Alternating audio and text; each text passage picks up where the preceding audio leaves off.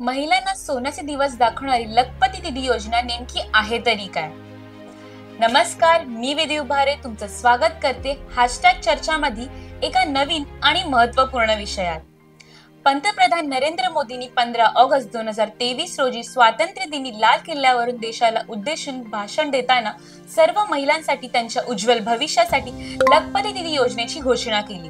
आर्थिक दृष्ट्या वंचित असलेल्या महिलांना स्वतःच्या पायावर उभं करण्यासाठी आणि त्यांना स्वावलंबी बनवण्यासाठी केंद्र सरकारने ही योजना सुरू केली।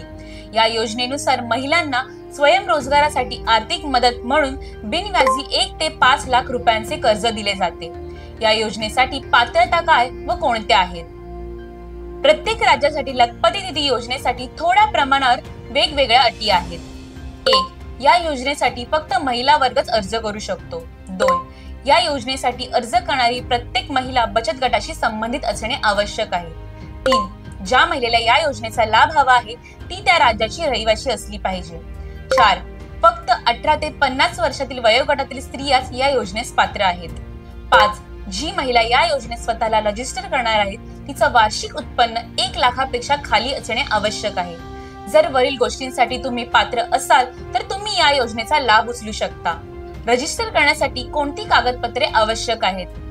जी महिला या योजनेत स्वतःला रजिस्टर करणार आहेत तिचं स्वतःचं आधार कार्ड, पॅन कार्ड, शैक्षणिक पात्रता प्रमाणपत्र, पासबुक, घरचा पुरावा, उत्पन्न प्रमाणपत्र, mobile number, passport size photo या सर्व गोष्टी असणे आवश्यक आहे। अर्ज कसा कराल?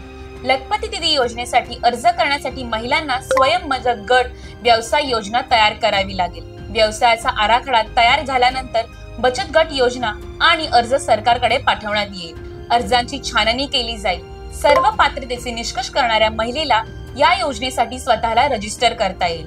लिंक डिस्क्रिप्शन मध्ये दिली आहे। अशा महत्त्वपूर्ण व्हिडिओसाठी चर्चाला फॉलो करायला विसरू नका। धन्यवाद।